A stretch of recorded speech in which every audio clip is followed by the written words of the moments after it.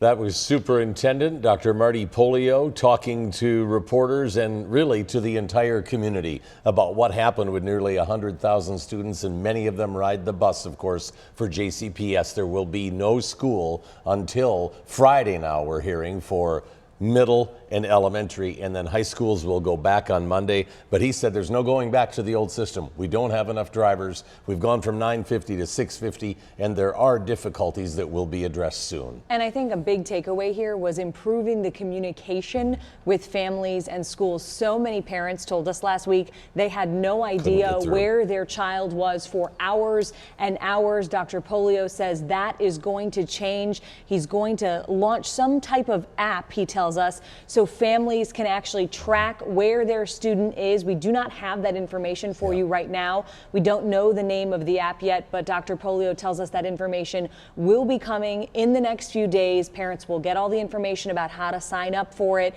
and learn how to use it, but they'll at least know where their child will be. They'll know where the bus is, and then he even talked about maybe tagging, having a tag for each student so they would know where their student is. Is the student still on the bus? And he did say this is the stop time we can provide once they get this fixed, and with the resources we have, which he's telling you, it seems that there will be some late arrivals, not what we saw on the first day, but don't expect everybody to just get home real quickly with this smaller number of bus routes. So let's go over that going back to school plan one more time. JCPS says middle and elementary school students will go back to school on Friday with those staggered starts. High school students will head back to class on Monday. The district plans to make several short-term changes to fix these busing problems. We talked about some of those solutions, the new technology, making sure that there's staff members on the buses to help some of the drivers with the most challenging routes, having an extra bus or van at depots for students who may be running late,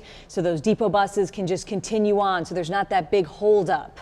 And let's listen to what Marty Pollio had to say just minutes ago. I know we've inconvenienced a lot of kids and families who wanted to be right back in school, and we apologize for that. But I am a believer, very much so. No one wants crisis, but I do believe there is opportunity in crisis.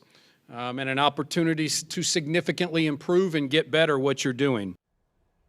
JCPS will ask the board to forgive as many missed days as possible. Maybe some of those teacher-only days will be actually students and instruction. Much more on WDRB.com.